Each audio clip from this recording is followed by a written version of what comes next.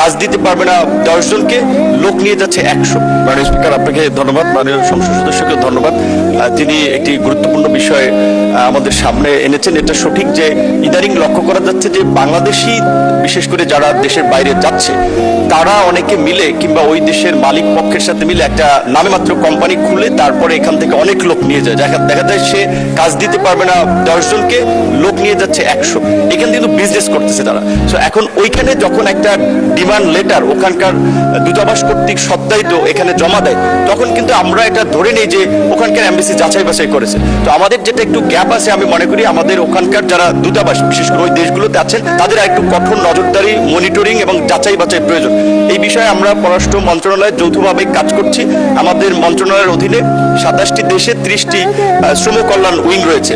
এখানে যে জনবল এবং প্রকৃত অর্থে তাদেরকে যে ফিনান্সিয়াল সাপোর্ট দেওয়া হয় সেটা এই কাজের জন্য যথেষ্ট নয়। আমরা এই বাজেটে সরকারের কাছে বরাদ্দ চেয়েছি আমাদের মন্ত্রণালয়ের লোকবল বাড়ানোর পাশাপাশি আমাদের পররাষ্ট্র মন্ত্রণালয়ের মাধ্যমে আমাদের রেগুলার ডিপ্লোমেসির পাশাপাশি মাইগ্রেশন ডিপ্লোমেসিকে আমরা গুরুত্ব দিচ্ছি। আশা করি আমরা কিছু এখানে প্রতিকারমূলক ব্যবস্থা ভবিষ্যতে নিতে পারবো। ধন্যবাদ।